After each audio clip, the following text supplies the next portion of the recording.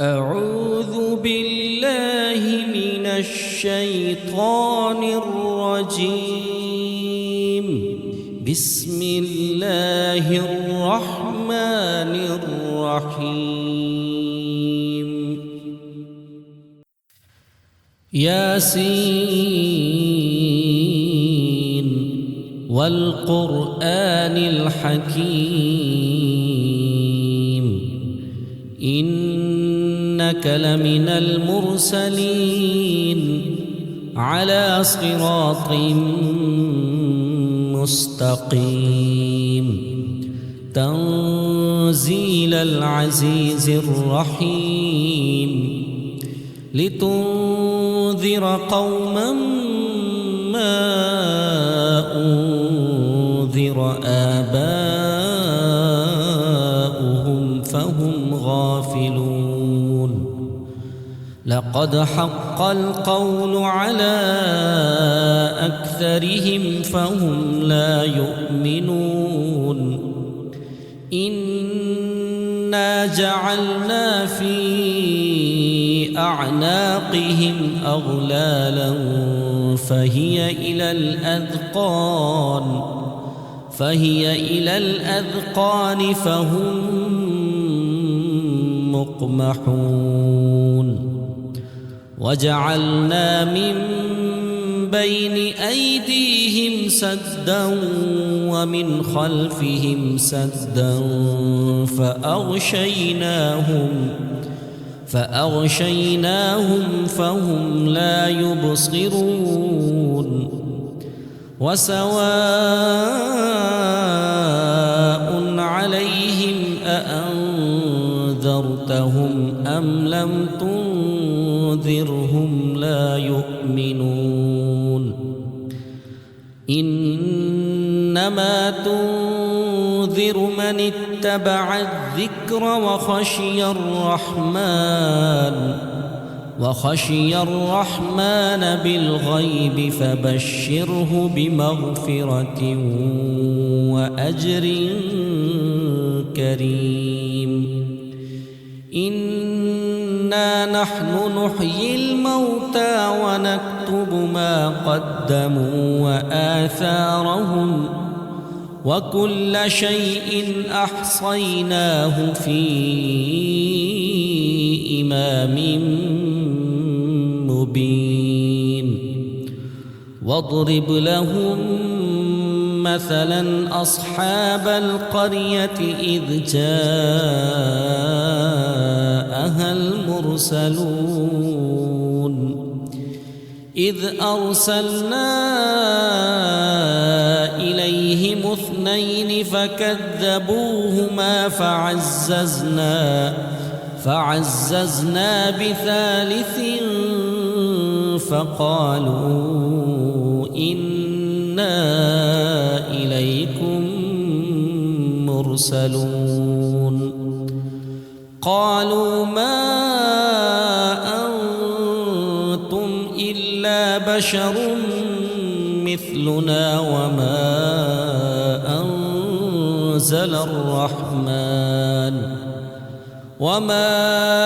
أنزل الرحمن من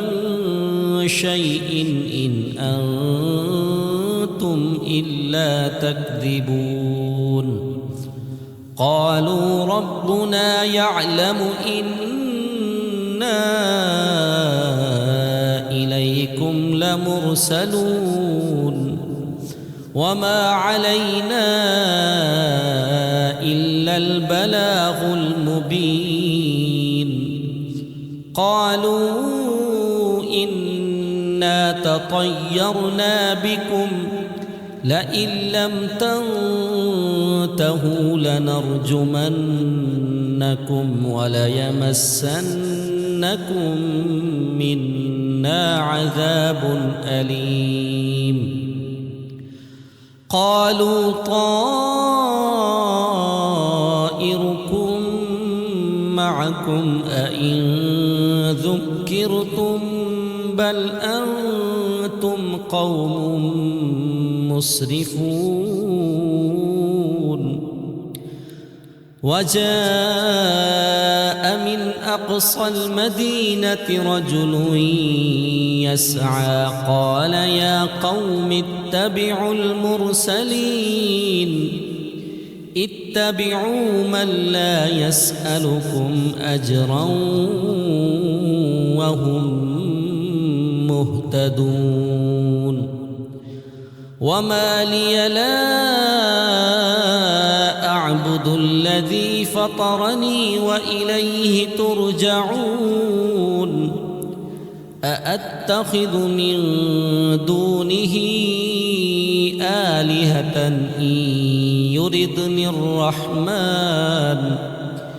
إن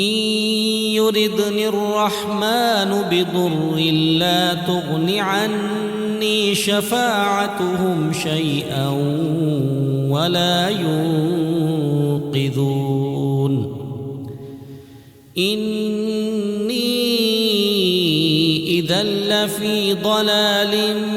مبين إني آمنت بربكم فاسمعون قيل ادخل الجنة قال يا ليت قومي يعلمون بما غفر لي ربي وجعلني من المكرمين وما أنزلنا على قومه من بعده من جند من السماء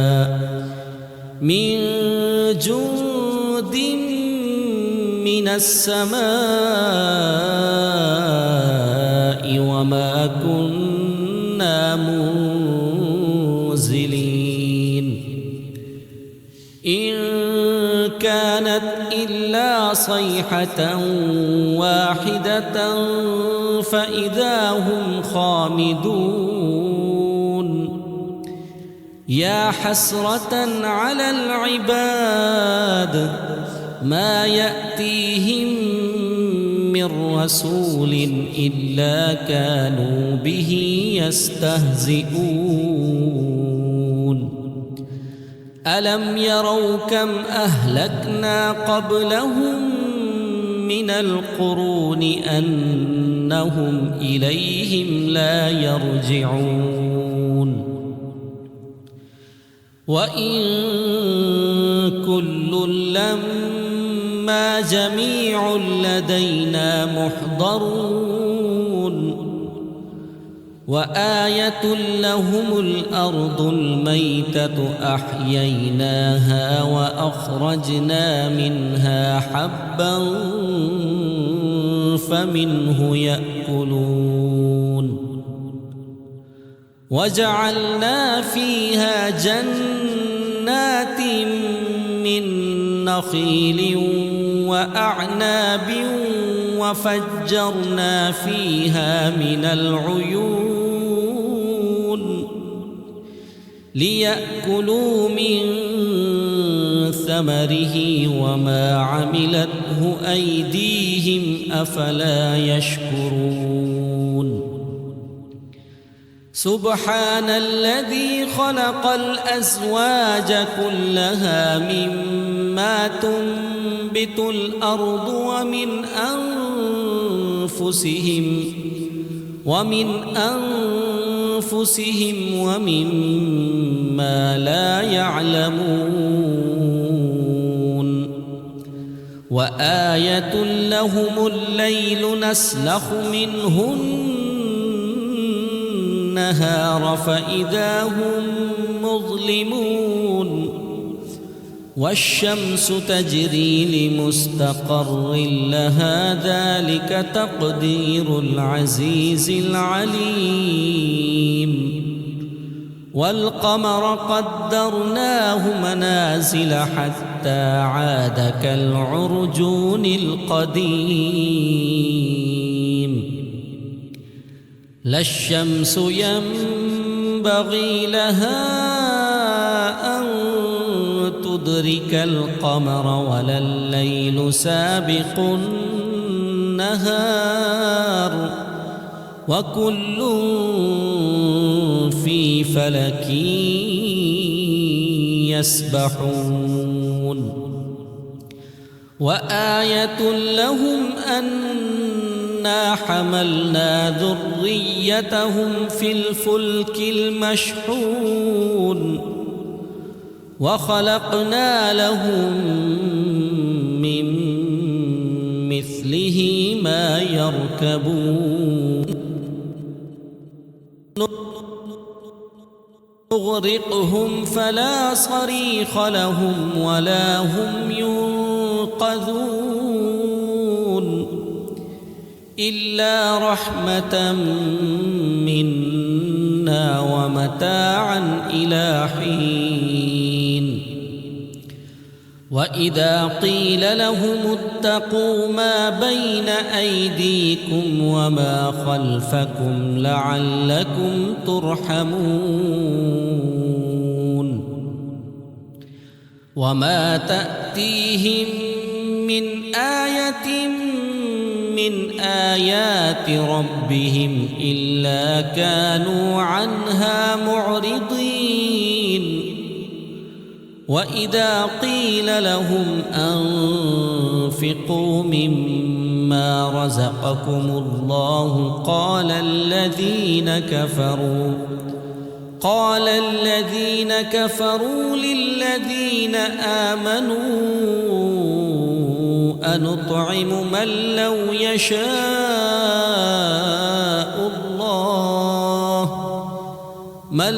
يشاء الله أطعمه إن أنتم إلا في ضلال مبين ويقولون متى هذا الوعد إن كنتم صادقين ما ينظرون إلا صيحة واحدة تأخذهم وهم يخصمون فلا يستطيعون توصية ولا إلى أهلهم يرجعون ونفخ في الصور فإذا هم من الأجداث إلى ربهم ينسلون قالوا يا ويلنا من بعثنا من مرقدنا هذا ما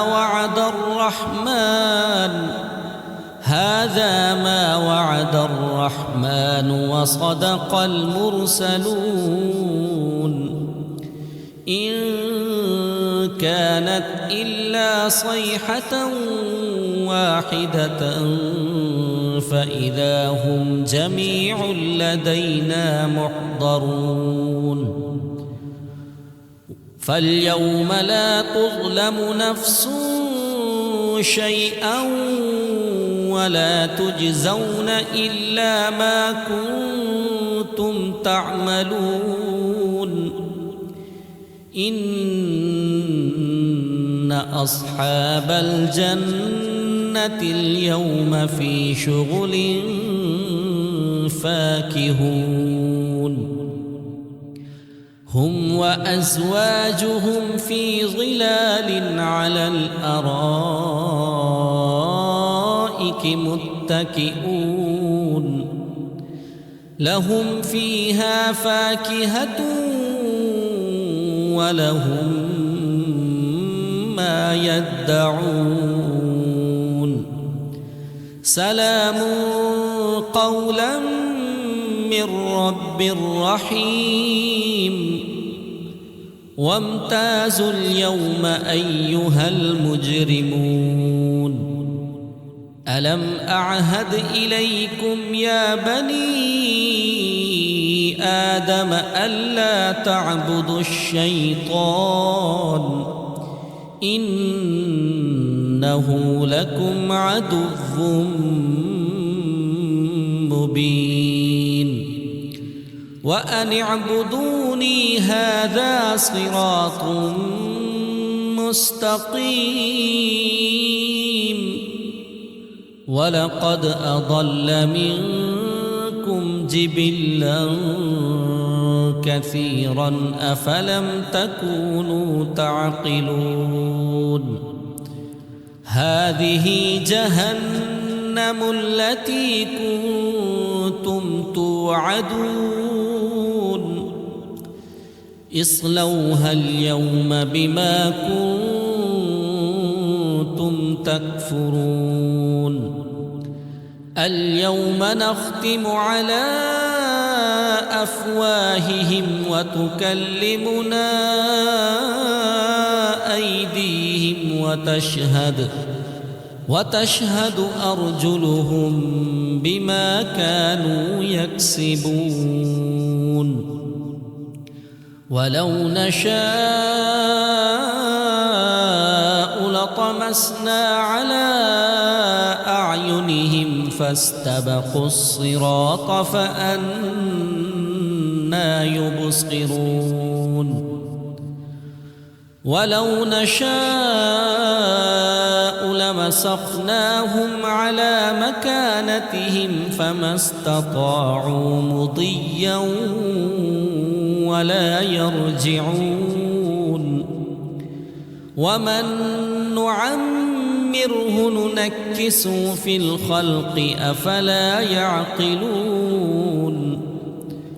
وما علمناه الشعر وما ينبغي له إن هو إلا ذكر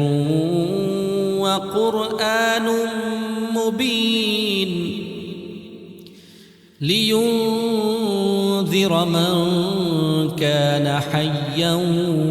ويحق القول على الكافرين أولم يروا أنا خلقنا لهم مما عملت أيدينا أنعاما فهم لها مالكون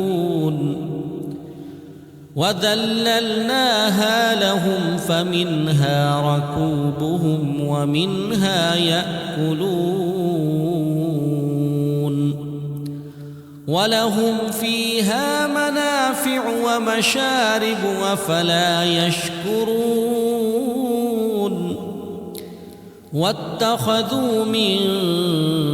دون الله آلهة لعلهم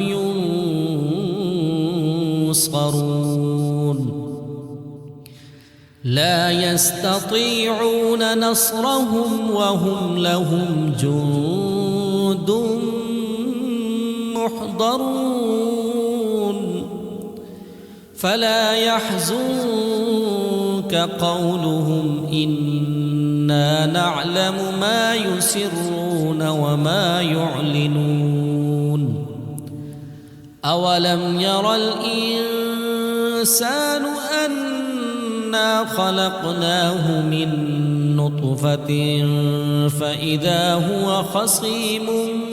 مبين وضرب لنا مثلا ونسي خلقه قال من يحيي العظام وهي رميم قل يحييها الذي أنشأها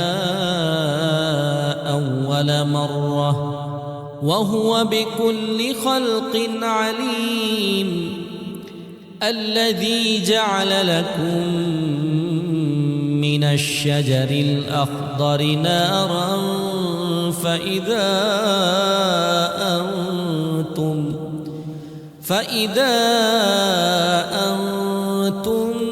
منه توقدون أوليس الذي خلق السماوات والأرض بقادر على أن يخلق مثلهم بلى وهو الخلاق العليم إنما أمره إذا شيئا أن يقول له كن فيكون. فسبحان الذي بيده ملكوت كل شيء وإليه ترجعون. بسم الله الرحمن الرحيم. الرحمن علم القرآن خلق الإنسان علمه البيان. الشمس والقمر بحسبان والنجم والشجر يسجدان. والسماء رفعها ووضع الميزان ألا تطغوا في الميزان وأقيموا الوزن بالقسط ولا تخسروا الميزان. والأرض وضعها للأنام فيها فاكهة والنخل ذات الأكمام والحب ذو العصف والريحان. فبأي آلاء ربكما تكذبان. خلق الإنسان من صلصال كالفخار وخلق الجان من مارج من نار. فبأي آلاء ربكما تكذبان.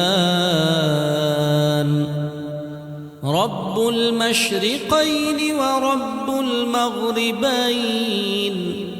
فبأي آلاء ربكما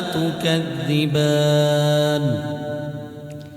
مرج البحرين يلتقيان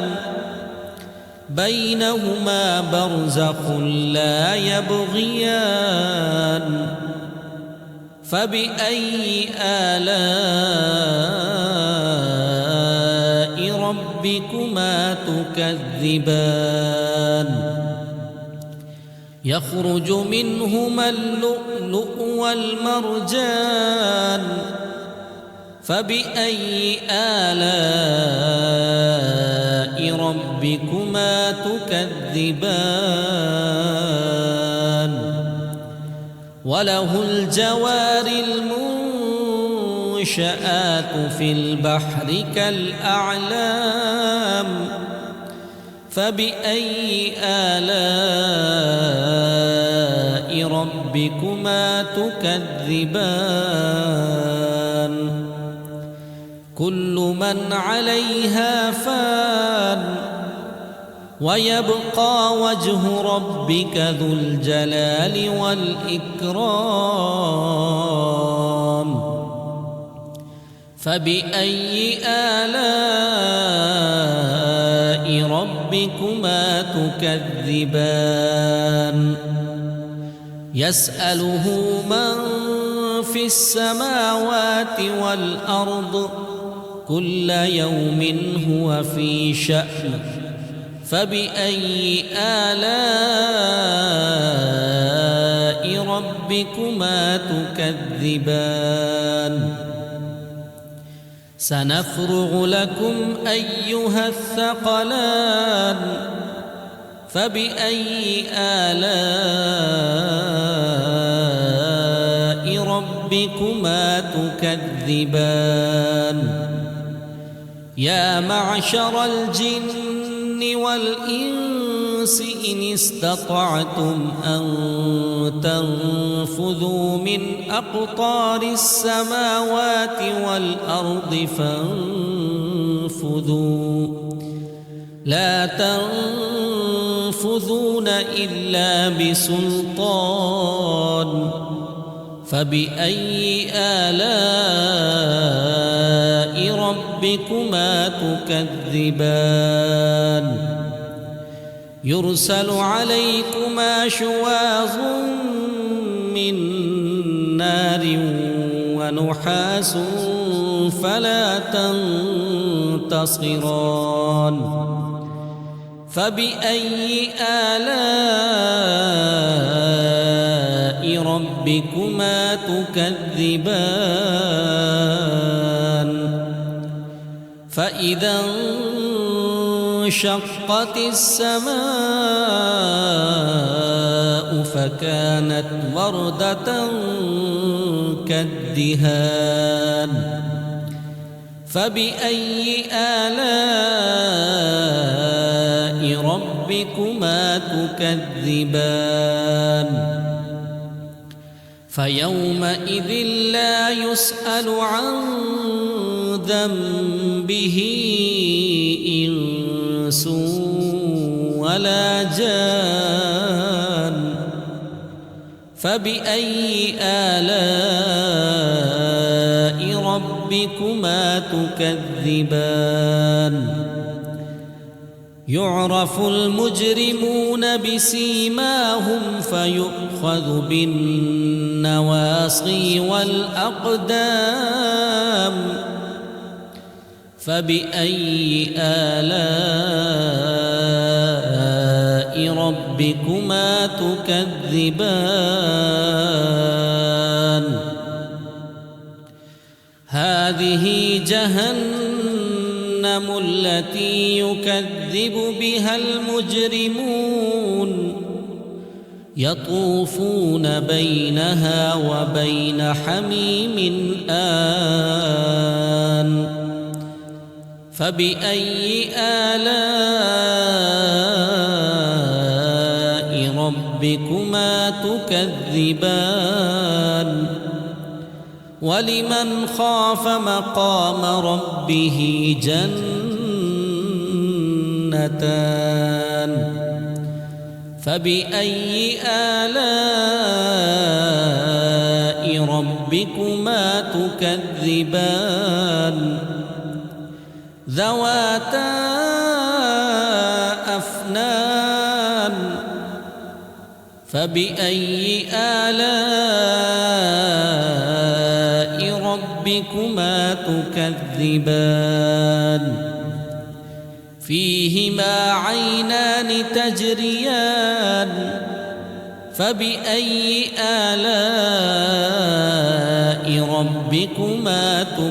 تكذبان فيهما من كل فاكهة زوجان فبأي آلاء ربكما تكذبان متكئين على فرش بطائنها من استبرق وجنى الجنتين دان فبأي آلاء ربكما تكذبان فيهن قاصرات الطرف لم يطمثهن إنس قبلهم ولا جان فبأي آلاء ربكما تكذبان كأنهن الياقوت والمرجان فبأي آلاء ربكما تكذبان هل جزاء الإحسان إلا الإحسان فبأي آلاء ربكما تكذبان ومن دونهما جنتان فبأي آلاء ربكما تكذبان مدهامتان فبأي آلاء ربكما تكذبان فيهما عينان نضاختان فبأي آلاء ربكما تكذبان فيهما فاكهة ونخل ورمان فبأي آلاء ربكما تكذبان فيهن خيرات حسان فبأي آلاء ربكما تكذبان حور مقصورات في الخيام فبأي آلاء ربكما تكذبان لم يطمثهن إنس قبلهم ولا جان فبأي آلاء ربكما تكذبان متكئين على رفرف خضر وعبقري حسان فبأي آلاء ربكما تكذبان تبارك اسم ربك ذي الجلال والإكرام بسم الله الرحمن الرحيم إذا وقعت الواقعة ليس لوقعتها كاذبة خافضة رافعة إذا رجت الأرض رجا وبست الجبال بسا فكانت هباء منبثا وكنتم أزواجا ثلاثة فأصحاب الميمنة ما أصحاب الميمنة وأصحاب المشأمة ما أصحاب المشأمة والسابقون السابقون أولئك المقربون في جنات النعيم ثلة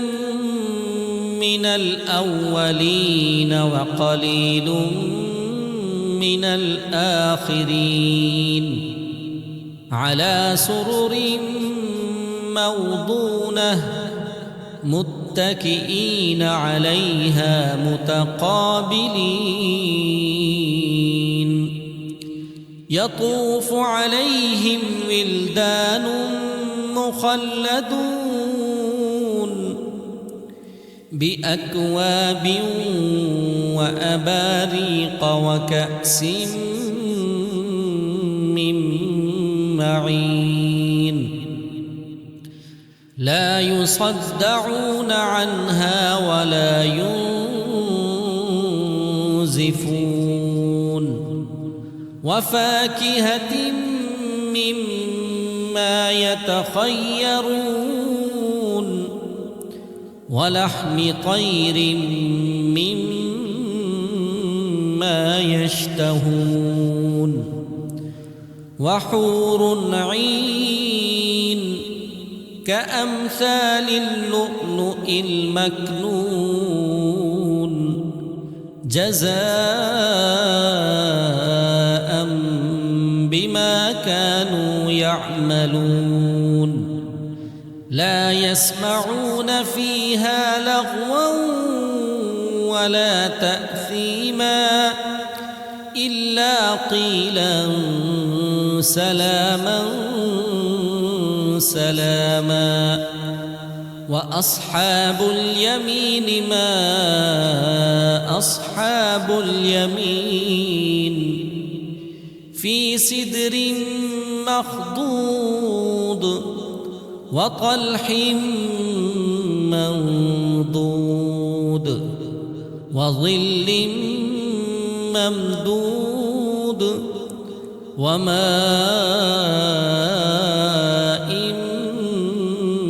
مسكوب وفاكهة كثيرة لا مقطوعة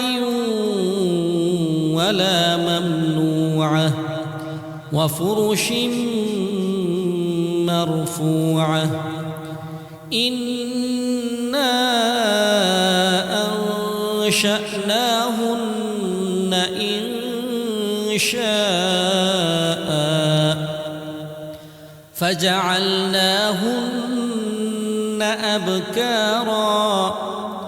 عربا أترابا لأصحاب اليمين ثلة من الأولين وثلة من الآخرين وأصحاب الشمال ما أصحاب الشمال في سموم وحميم وظل من يحموم لا بارد ولا كريم إنهم كانوا قبل ذلك مترفين وكانوا يصرون على الحنث العظيم وكانوا يقولون أإذا متنا وكنا ترابا وعظاما أإنا لمبعوثون أو آباؤنا الأولون قل إن الأولين والآخرين لمجموعون إلى ميقات يوم معلوم ثم إنكم أيها الضالون المكذبون لآكلون من شجر من زقوم فمالئون منها البطون فشاربون عليه من الحميم فشاربون شرب الهيم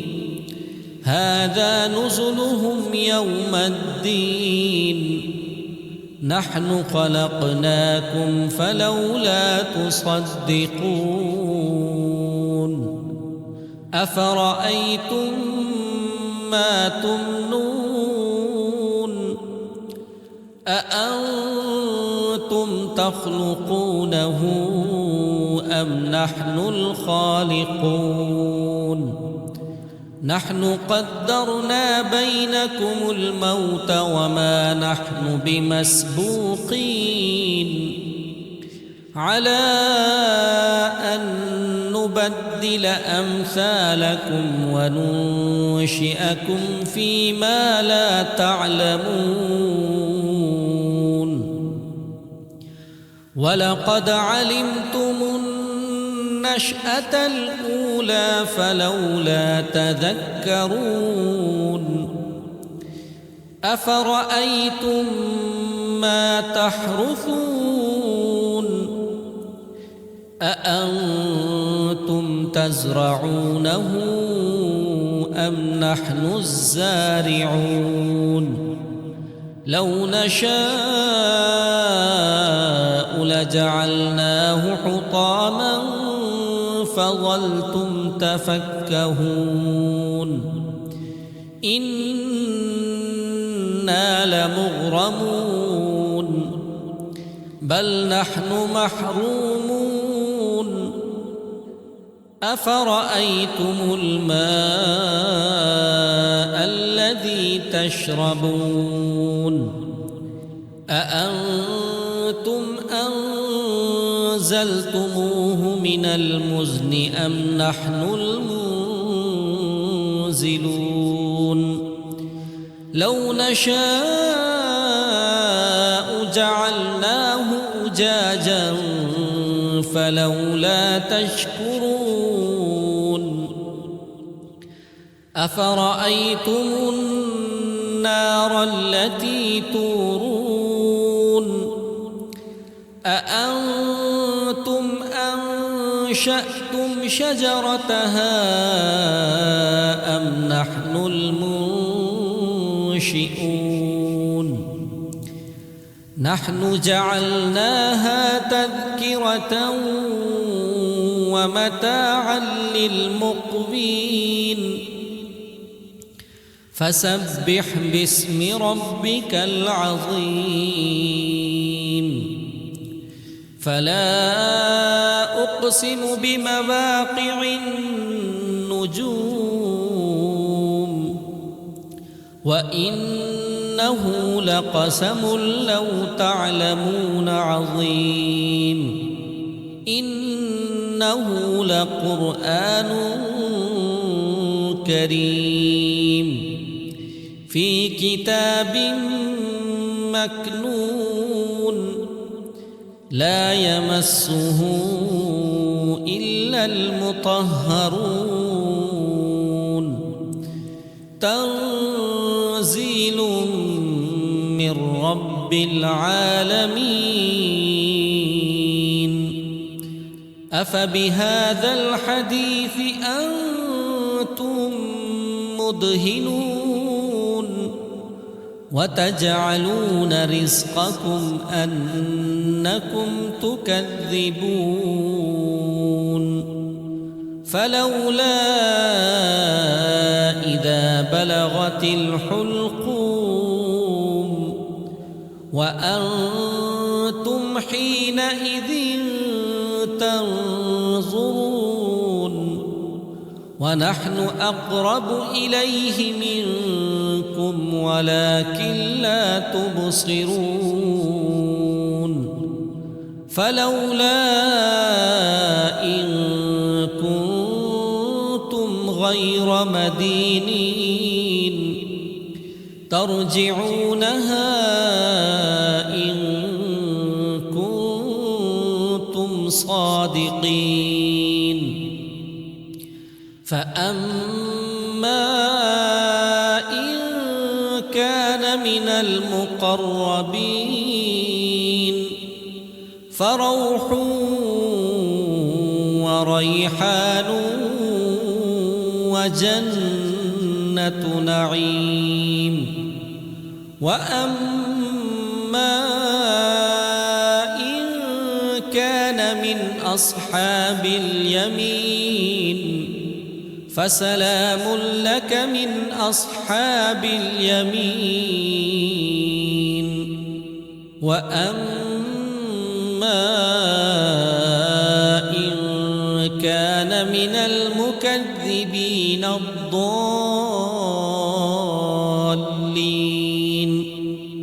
فنزل من حميم وتصلية جحيم إن هذا لهو حق اليقين فسبح باسم ربك العظيم بسم الله الرحمن الرحيم تبارك الذي بيده الملك وهو على كل شيء قدير الذي خلق الموت والحياة ليبلوكم أيكم أحسن عملا وهو العزيز الغفور الذي خلق 7 سماوات طباقا ما ترى في خلق الرحمن من تفاوت فارجع البصر هل ترى من فطور ثم ارجع البصر كرتين ينقلب إليك البصر خاسئا وهو حسير ولقد زينا السماء الدنيا بمصابيح وجعلناها رجوما للشياطين وأعتدنا لهم عذاب السعير وللذين كفروا بربهم عذاب جهنم وبئس المصير إذا ألقوا فيها سمعوا لها شهيقا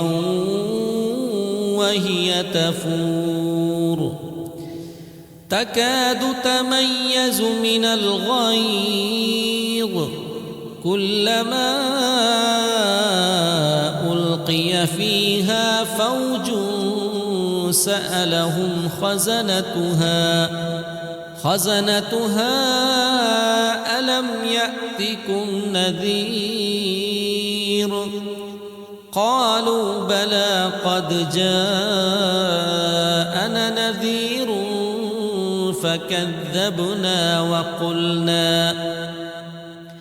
فكذبنا وقلنا ما نزل الله من شيء إن أنتم إلا في ضلال كبير وقالوا لو كنا نسمع أو نعقل ما كنا في أصحاب السعير فاعترفوا بذنبهم فسحقا لأصحاب السعير إن الذين يخشون ربهم بالغيب لهم مغفرة وأجر كبير وأسروا قولكم أو اجهروا به إنه عليم بذات الصدور ألا يعلم من خلق وهو اللطيف الخبير هو الذي جعل لكم الأرض ذلولا فامشوا في مناكبها وكلوا من رزقه وإليه النشور أأمنتم من في السماء أن يخسف بكم الأرض فإذا هي تمور أم أمنتم من في السماء أن يرسل عليكم حاصبا فستعلمون كيف نذير ولقد كذب الذين من قبلهم فكيف كان نكير أولم يروا إلى الطير فوقهم صافات ويقبضن ما يمسكهن إلا الرحمن إنه بكل شيء بصير أمن هذا الذي هو جند لكم ينصركم من دون الرحمن إن الكافرون إلا في غرور أمن هذا الذي يرزقكم إن أمسك رزقه بل لجوا في عتو ونفور أفمن يمشي مكبا على وجهه أهدى أمن يمشي سويا على صراط مستقيم قل هو الذي أنشأكم وجعل لكم السمع والأبصار والأفئدة قليلا ما تشكرون قل هو الذي ذرأكم في الأرض وإليه تحشرون ويقولون متى هذا الوعد إن كنتم صادقين قل إنما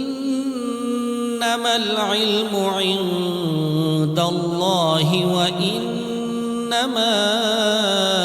أنا نذير مبين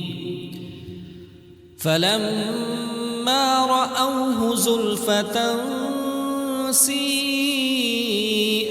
وجوه الذين كفروا وقيل هذا الذي كنتم به تدعون قل أرأيتم إن أهلكني الله ومن معي أو رحمنا فمن يجير الكافرين من عذاب أليم قل هو الرحمن آمنا به وعليه توكلنا فستعلمون من هو في ضلال مبين قل أرأيتم إن أصبح ماؤكم غورا فمن يأتيكم بماء معين